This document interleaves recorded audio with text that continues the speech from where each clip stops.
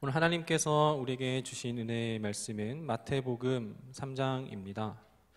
마태복음 3장 1절에서 9절까지의 말씀입니다. 제가 하나님의 말씀을 받들어 읽을 때 모두 경청하시기 바랍니다.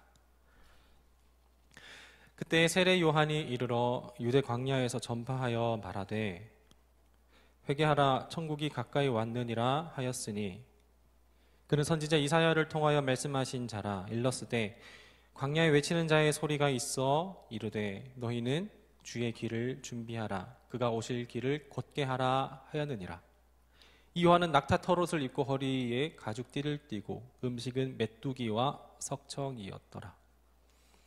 이때 예루살렘과 온 유대와 요단강 사방에서 다 그에게 나와 자기들의 죄를 자복하고 요단강에서 그에게 세례를 받더니 요한이 많은 바리새인들과 사두개인들이 세례 베푸는 대로 오는 것을 보고 이르되 독사의 자식들아 누가 너희를 가르쳐 임박한 진노를 피하라 하더냐.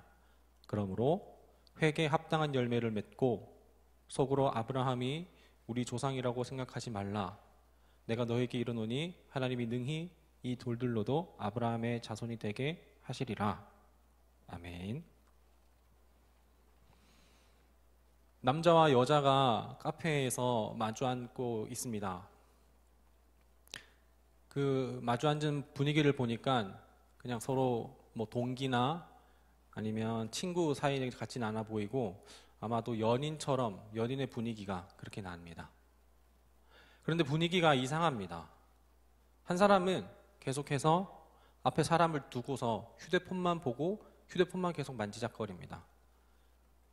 카톡으로 다른 친구들과 연락을 하는 듯도 하고, 그리고 연락이 안 올 때에는 그냥 애꿎은 SNS만 계속해서 들락날락 거리고 있습니다. 그런 모습을 지켜보고 있는 맞은편에 앉은 그 한 사람이 속상한 듯이 그 맞은편에 있는 휴대폰을 만지작거리는 사람을 보고 있습니다. 둘은 서로 마주 앉아 있고, 그리고 같은 장소에 있으며, 그리고 같이 시간을 흘려보내고 있습니다. 하지만 단지 그것일 뿐입니다. 둘 사이에 더 이상의 어떤 깊은 관계를 찾아보기에는, 둘 사이에 어떤 애틋한 관계를 찾아보기에는 힘든 것 같습니다. 이 두 사람의 관계가 회복되기 위하여서, 이 두 사람의 관계가 개선이 되기 위하여서는 먼저 어떻게 되어야 할까요? 이 두 사람의 상황을 우리가 뭐 속사정을 다 알 수는 없지만 어쨌든 휴대폰을 붙잡고 있는 그 사람은 그 휴대폰, 바라보고 있는 휴대폰을 내려놓아야 합니다.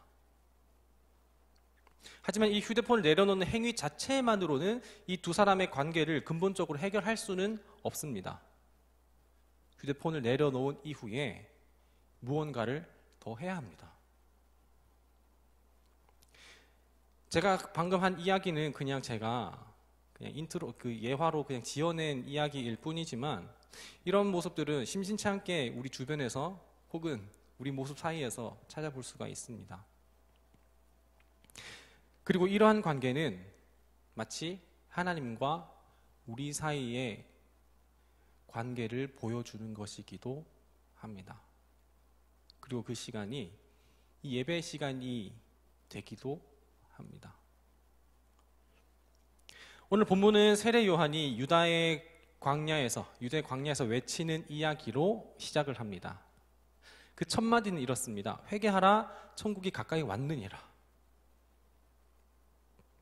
여러분들, 회개가 무엇일까요?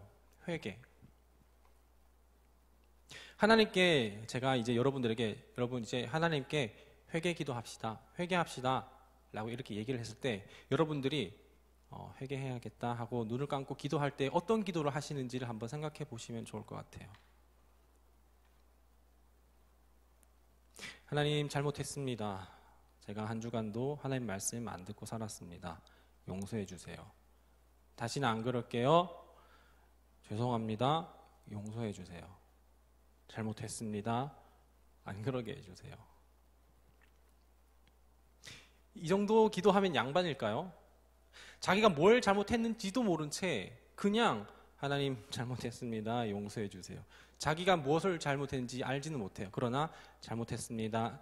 앵무새처럼 잘못했습니다. 용서해 주세요. 우리는 이걸 회개라고 하지는 않아요. 마치 남녀 관계에 있어서 자기야, 자기 나한테 왜 그래? 그러면 내가 뭐 이렇게 다투다가 미안해. 미안하다고. 이 상황이 귀찮아서 이 상황을 그냥 단지 회피하고 모면하고 싶어서 자기가 뭘 잘못한지도 모르고 상대방에게 뭘 섭섭하게 했는지도 모르는데 그냥 미안해. 미안하다고 했잖아. 미안해. 우리는 그렇게 이렇게 모양뿐인 용서를 구하는 것과 참회, 이거를 우리는 회개로 생각하고 있을지도 모르겠습니다.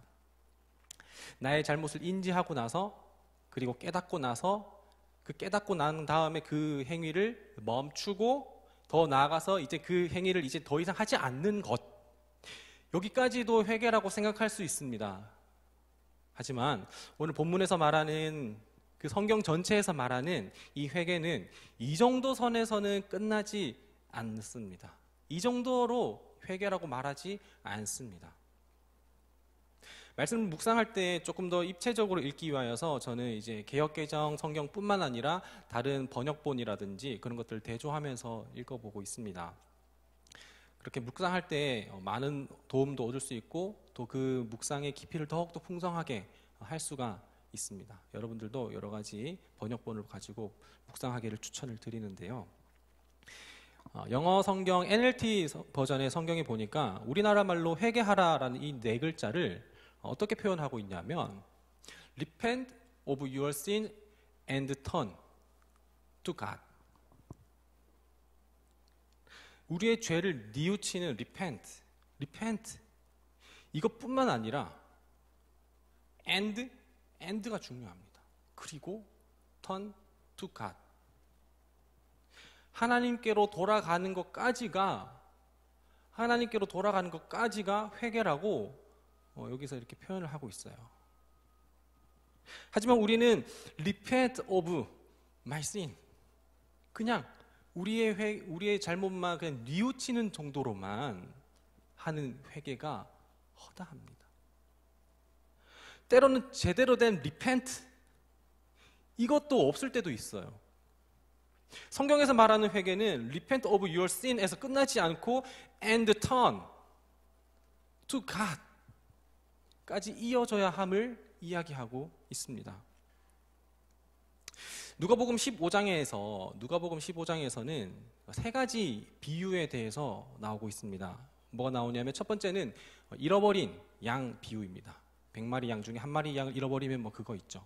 그리고 두 번째 비유는 잃어버린 드라크마, 그 드라크마를 찾은 여인에 대한 비유가 나옵니다.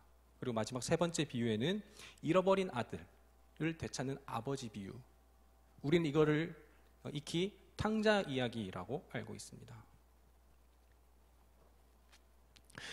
여기 있는 우리 모두 이 이야기 다 잘 알고 있는 내용이에요.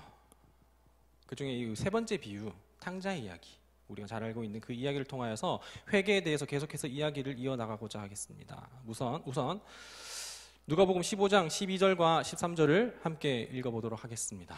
함께 읽겠습니다. 그 둘째가 아버지에게 말하되 아버지여 재산 중에서 내게 돌아올 분깃을 내게 주소서 하는지라. 아버지가 그 살림을 각각 나눠 주었더니 그 후에 며칠이 안 되어 둘째 아들이 재물을 다 모아가지고 먼 나라에 가 거기서 허랑방탕하여 그 재산을 낭비하더니.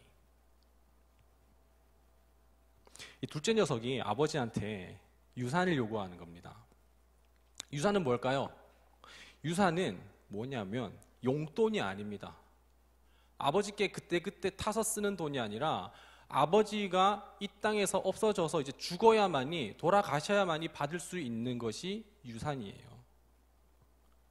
이 아버지에게 유산을 요구하는 행위는 아버지가 지금 살아 계시기는 하지만 자기 인생에서 이제 아버지는 없다라는 거예요. 나는 아버지를 더 이상 의지하지 않겠다라는 거예요. 아버지로부터 무엇을 얻어낸다라기보다는 아버지께로부터 있는 유산을 내가 빨리 얻어서 이제 그것으로 내가 주인 행사를 하겠다라는 거예요. 유산을 얻게 된 둘째 인생이 이제는 더 이상 그가 아버지라고 부를 사람이 이제는 없어지게 된 것입니다. 이제는 아버지 밑에서 살아가는 둘째 아들이 아니라 독립한 그냥 한 사람일 뿐입니다. 아버지의 자녀로 살아가는 삶에 대해서 이제 자기 삶은 이제 내 마음대로 할 수 있는 내 삶의 주인은 바로 바로 자기 자신이 주인이 되어서 그 삶을 살아가기 시작합니다. 둘째는 아버지가 필요한 것이 아니라 아버지로부터 올 수 있는 유산이 필요했었을 뿐입니다. 여러분들은, 그리고 우리들은 아버지가 필요한가요? 아버지가 갖고 있는 그 어떤 것이 필요한가요? 하나님 한 분이 필요한가요? 하나님이 우리에게 해줄 수 있는 그 무언가를 기대하면서 그거를 바라고 있나요? 둘째 아들은 아버지가 죽어야만 얻을 수 있는, 아버지가 계시지 않아야만 얻을 수 있는 그 유산을 미리 땡겨받습니다. 그리고 먼 타국으로 가서 거기서 스스로가 주인이 되어서 거기서 허랑방탕하게 살아가면서 그 재산을 다 낭비합니다. 성경에서는 허랑방탕이라고 표현을 하긴 했지만 누구의 입장에선, 다른 사람의 입장에서는 그야말로 그 허랑방탕하게 살아가는 그 사람이 완전히 멋있는 쿨한 사람으로 보일 수도 있습니다. 꽤 괜찮은 인생을 살아가는 사람으로 보일 수도 있습니다. 한번 사는 인생, 욜로 인생, 남들이 보기에 부러운 삶을 살아가는 그 모습이 둘째 아들의 모습이었을지도 모릅니다. 그러나 성경에서는 분명히 이 둘째 아들의 인생에 대해서 어떻게 표현을 하고 있냐면 허랑방탕하여 그 재산을 낭비하고 있다라고 얘기를 합니다. 본인은 즐겼을지도 모르겠죠. 그러나 성경은, 예수님은 낭비라고 이야기를 합니다. 왜 여기서 허랑방탕이라고 얘기를 하고 있고 낭비라고 얘기를 하고 있을까요? 그것은 왜냐하면 이 둘째가 아버지의 둘째 아들로 살아가는 것이 아니라 자기 삶을 자기의 주인으로 삼고 살아가고 있기 때문입니다. 우리도 마찬가지입니다. 똑같은 시간을 누리고 똑같은 일들을 하고 똑같은 돈을 쓴다고 할지라도, 똑같은 헌금을 한다고 할지라도 그것이 나를 위하여서 헌금을 하는 것이고, 그것이 내 의가 되기 위해서 헌금을 하는 것이고, 그것이 내가 주인이라는 것을, 그런 생각을 가지고 한다면 그것은 하나님께서 받지 않으시는 허랑방탕하고 낭비된 것이라는 겁니다. 하나님이 주인이 된 삶, 나 자신이 주인이 되고 내가 왕인 삶을 살아가게 된다면 당장은 화려할 수도 있고 폼나는 인생일지도 모르겠습니다. 그리고 내가 주인이기 때문에 내가 하고 싶은 대로 하기 때문에 편합니다. 그러나 남들이 아무리 성공한 사람이다, 정말 멋있는 사람이다 라고 말한다고 할지라도 아버지 없는 삶은, 하나님 없는 삶은 그저 허랑방탕한 낭비하는 인생일 뿐입니다. 어쨌거나 둘째는 자신의 아버지를 벗어나서 자기 원하는 삶을 살아가고 있습니다. 그야말로 스스로가 삶의 주인이고 내가 왕인, 내 인생은 내가 주인공인 삶을 살아가고 있는 것이죠. 그러다가 둘째가 머물고 있는 그 먼 타국, 그 나라에서 흉년이 들게 됩니다. 그리고 둘째가 갖고 있었던 소유도 모두 다 탕진하여서 이제 전부 다 없어지게 됩니다. 영원할 것 같았었던, 그리고 끝나지 않을 것 같았었던 그 갖고 있었던 소유와 그 재산들, 그리고 그 즐거움들, 그 끝이 오게 된 것입니다. 이제 한계에 닿게 된 것입니다. 그렇게 궁핍함을 겪으면서 어려움을 당하면서 실패를 경험하게 될 때 그제서야 이 둘째 아들이 생각나는 곳이 있습니다. 그곳은 바로 자기가 지냈었던 아버지의 집입니다. 만일 둘째 아들이 허랑방탕하고 낭비하는 인생을 거기에서 멈춰야겠다, 그만해야겠다, 아껴 써야겠다. 돈 관리 좀 해야겠다. 경제관념 좀 챙겨야겠다. 그 정도로만 했었다면 이것은 결코 회개한 삶은 아닙니다. 그가 회개했다고 말할 수 있는 그 시점은, 이 둘째 아들이 회개를 했다고 말할 수 있는 그 시점은 자신이 주인이었던 삶에서 다시 아버지를 찾아가는 그 순간부터가 바로 회개하는 삶입니다. 제가 읽어보겠습니다. 이에 일어나서 아버지께로 돌아가니라. Return to home이에요. To his father. 집에 계신 아버지께 돌아가는 이 모습이 바로 성경에서는 회개라고 이야기를 하는 것입니다. 단순히 허랑방탕한 삶, 낭비하는 삶을 멈추는 것, 그리고 자기가 잘못된 길을 걸어왔다고 깨닫는 정도, 그 정도에서 그냥 그치는 것을 회개라고 얘기하는 게 아니라, 거기서 그냥 repent, 그게 회개가 아니라 return to God, to home, his father. 자기 자신이 왕이었고 자기 자신이 주인이었던 삶에서 돌이켜서 아닙니다. 아닙니다. 내 삶의 주인은 하나님입니다. 하나님이 내 아버지입니다. 그렇게 인정하면서 그 하나님 아래로 들어가는 것. 하나님 아래로 들어가는 것. 그것이 바로 회개입니다.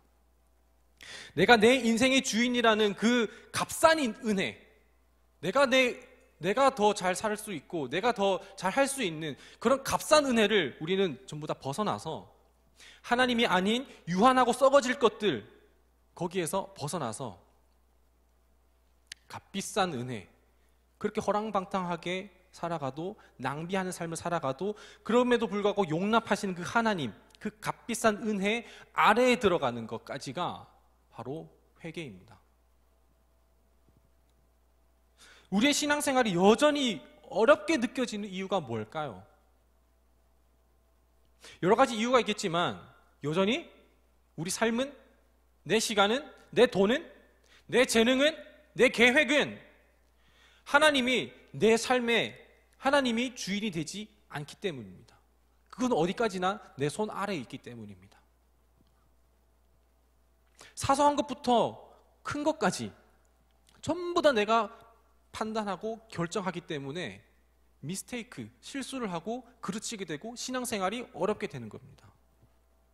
예배 때마다 내 삶의 주인이시고 내 생명의 주관자이신 분은 하나님입니다 라고 이렇게 얘기를 하지만, 미안해, 잘못했어, 좀 넘어가, 이렇게 예배 때마다 우리는 하지만 단지 repent of my sin, 거기에만 머물러 있고 and turn to God으로 이어지지 않는다면, 내가 잘할게, 이제 내가 어떻게 바뀔게, 이제 내가 너를 위해서 어떻게 하면서 살아갈게, 그리고 그렇게 그 삶을 살아가지 않는다면, 여전히 타국에 머물러 있으면서 내 아버지가 계신 곳으로 돌아가지 않는다면 신앙생활은 전혀 고쳐지지가 않습니다. 하나님께 돌아가고자 하십니까?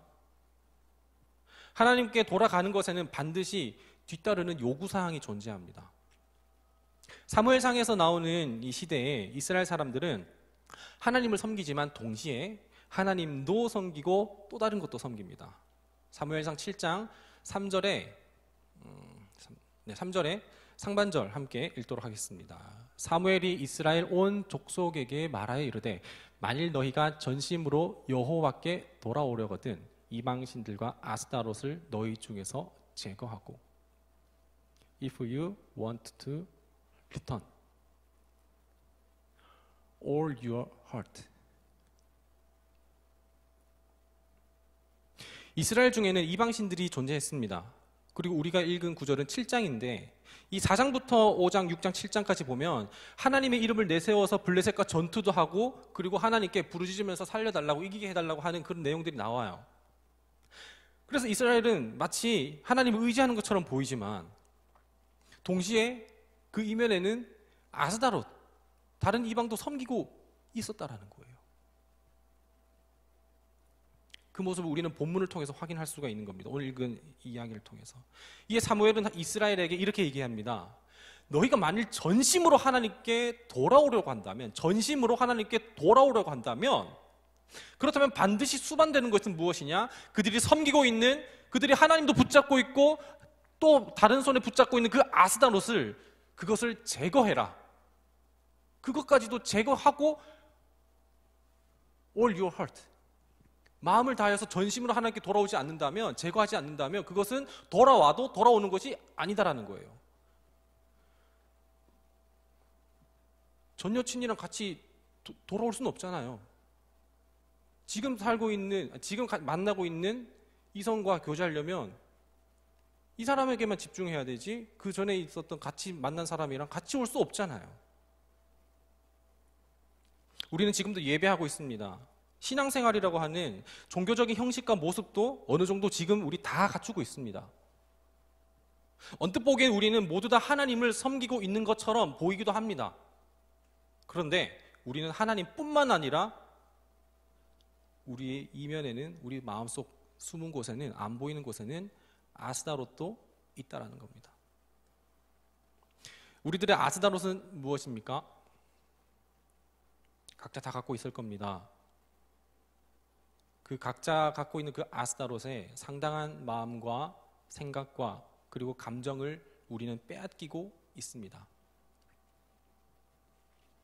거기에 계속해서 미련이 있고, 거기에 소망도 두고, 거기에 기대도 하고, 거기에 인생도 겁니다. 하지만 and turn to God, 우리가 전심으로 하나님께 회개하려면 돌아가는 그 길에 모든 것을 제거해야 합니다. 여러분들 혹시 어장당해 본 적 있으신가요? 아니면 어장관리 해보신 적 있으신가요? 성전에서는 하나님을 섬기고 돌아가서는 산당에서는 아스다롯을 섬기는, 그러면 우리는 하나님을 어장치고 있는 겁니다. 어장당하는 거는 기분 나빠할 거면서 하나님을 어장관리하듯이 내가 섬기는 여러 신 중 하나로 그렇게 한다면 이제는 오늘 우리 말씀을 보고 고쳐야 됩니다. 3절 하반절입니다. 너희 마음을 여호와께로 향하여 그만을 섬기라. 그리하면 너희 블레셋 사람의 손에서 건져내시리라. 모두 제거한 후에 Him alone, 하나님만을 섬기는 이 모든 것을 우리는 회개라고 합니다. repent하고 to God, 하나님께 turn to God 한 다음에 하나님만 섬기는 것까지가, 이까지가 회개라는 겁니다. 내 삶의 주인이 나였던 것을 멈추고 뉘우치는 것, 하나님께 돌아가는 것, 그리고 돌아가는 길에 하나님이 아닌 다른 것들을 모두 제거하는 것. 베드로는 예수님의 부르심에 갖고 있었던 배와 그물을 전부 다 바리바리 싸들고 따라갔습니까? 아닙니다. 예수님을 따르기 위하여서는 그 배와 그물을 싸들고 가는 것이 아니라 모두 버려두고 가야 됩니다. 하나님을 주인으로 삼고 나의 왕으로 삼는 삶에 아스다롯도 같이 갖고 갈 수는 없는 것입니다. 그렇다면 우리는 왜 회개를 해야 할까요? Turn to God, 돌이킨 거기가 바로 하나님 나라이기 때문입니다. 그곳이 바로 내가 평안을 누릴 수 있는, 돌아가는 거기가 바로 아버지가 계신 집이기 때문입니다. 초막이나 궁궐이나 내 주 예수 모신 곳, 주 예수와 동행하는 곳이라면 그 어디나 하늘나라이기 때문입니다. 말씀을 마무리하겠습니다. 오늘 본문의 이야기는 세례 요한이 회개를 촉구하는 그것을 북적이는 시장가에서나 사거리에서나 중심가에서 하지 않고 유대 광야에 가서 합니다. 왜 유대 광야에서 했을까요? 저 혼자 2019년에 8월에 7박 8일로 스위스를 혼자 여행을 한 적이 있었습니다. 그때 혼자 대자연 속에서 트레킹을 하면서 느꼈었던 것들을 인스타에 남겼는데요. 보이실지 모르겠는데 이렇게 적었습니다. 제가 적은 거예요. 1시간 넘게 걷는 동안 아무도 없었다. 기계음도 없었고 사람 소리도 없었다. 인간의 흔적이라곤 가느다랗게 난 길뿐. 거대한 자연이 홀로 남겨졌을 때 그때 하나님과 독대하던 기분이었다. 그 공간이 비로소 가득한 하나님을 누릴 수 있었다. 우리가 살아가는 이 세상은 하나님을 묵상하지도 못하게 하고 하나님을 의지하지도 못하게 하고 하나님도 생각나지도 못하게 하는 것들로 너무나도 가득 차 있어요. 그래서 세례 요한은 광야에서 외칩니다. 회개하라. 하나님을 느낄 수 있는 그 광야, 붙잡을 것이라고는 하나님밖에 안 보이는 그 광야, 거기에서 얘기를 한 것입니다. Repent your sin and turn to God.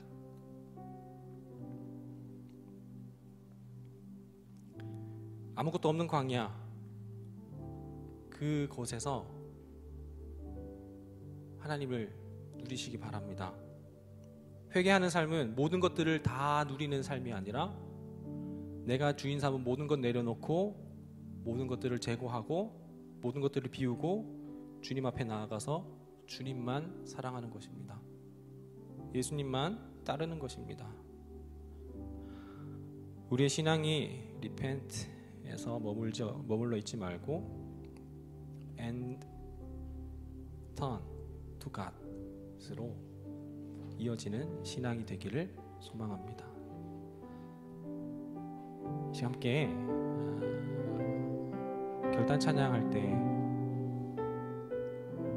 함께 마음을 묵상하며 말씀을 기억하며 함께 찬양하겠습니다.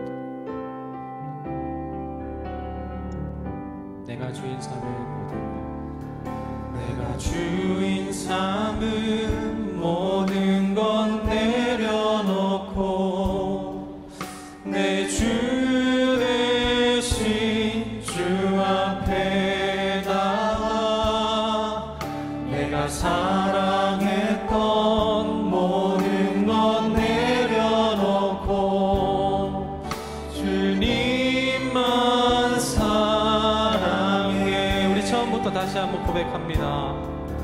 내가 주인 삼은 모든 건 내려놓고 내 주 대신 주 앞에 나가 내가 사랑했던 모든 건 내려놓고 주님만 사랑해. 주 사랑 거친 풍랑에도 깊은 바다처럼 나를 잠잠케 해. 주 사랑 내 영혼의 반석 그 사랑 위에. 우리 다 같이 다시 한번 찬양할 때 일어서서 고백하며 찬양하겠습니다. 내가 주인 삼은 모든 것 내려놓고 내 주 대신 주 앞에 나가 내가 사랑했던 모든 것 내려놓고 주님만 사랑해. 우리 다시 한번 가사를 생각하면 내가 주인 삼은 모든 것 내려놓고 내 주 대신 주 앞에 나가 내가 사랑했던 모든 것 내려놓고 주님만 사랑해. 주 사랑 거친 풍랑에도 깊은 바다처럼 나를 잠잠케 해.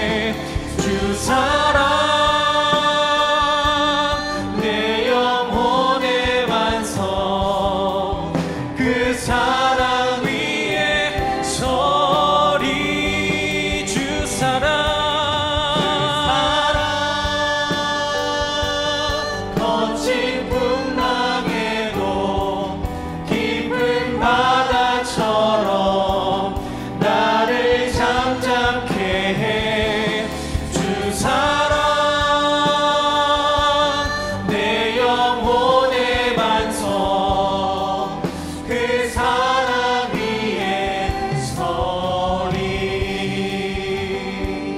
이 시간 우리 두 손을 모으고 또 우리 마음도 모아서 오늘 말씀을 돌아보며 또 오늘 불렀던 결단 찬양을 생각하며 내가 내 인생을 주인 삼았고 또 내가 주인 삼고 또 사랑했었던 것 무엇인지 한번 돌아보면 좋겠습니다. 생각하고 이제는 그거 미련 갖지 마시고 Return to home, Turn to God. 우리 진정한 회개하기 위해서는 다 제거할 수밖에 없는 그런 상황이니까 미련 갖지 마시고 그런 회개하는 시간 가지면 좋겠습니다. 기도하겠습니다.